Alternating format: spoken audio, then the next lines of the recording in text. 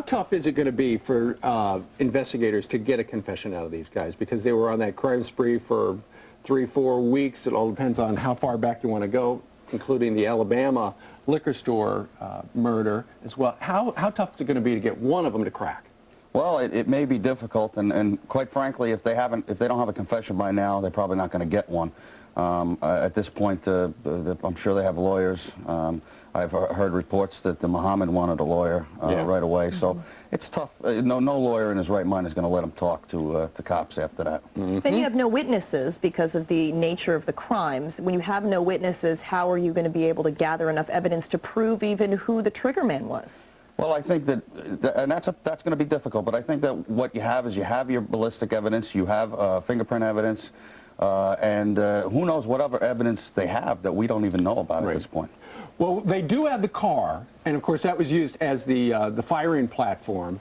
It was bought not just by Muhammad, but also by a friend, an associate, who knows what his relationship was with this guy by the name of Nathaniel Osborne. He's in jail in Flint, Michigan right now. He apparently is cooperating with the authorities. What do you think they can learn from him? Well, I think they can learn a lot from him. I think they can learn, get a timeline out of him from the first time he's met Muhammad or Malvo until the present day, and maybe get some whereabouts on Malvo and Muhammad. Yep. Let me ask you this. Do you think that this case, because it got so much publicity and we all saw how difficult it is to carry on an investigation and how difficult it is to get clues out there to the public when you talk about the white van that never was in the case, is this going to change how law enforcement perhaps tries to get to the bottom of these high-profile cases? I hope it does. Lessons learned, I guess. Yeah, I hope it does, and I think there are several lessons to be learned here. And just to be brief, I think one of them is that, I mean, we had the Chevy Caprice stopped 10 to 12 times.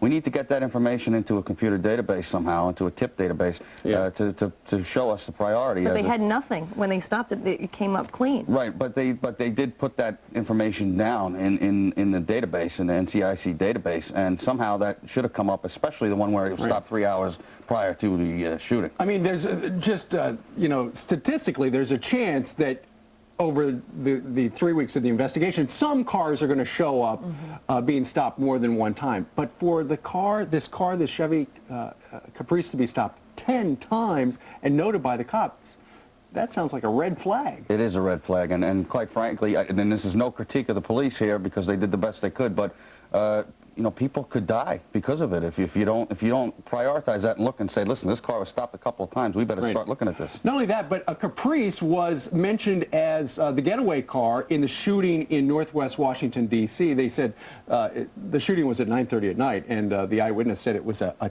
beige Caprice. But nonetheless, they should have been on the lookout for that kind of car too. And they should have, and there's no doubt about it.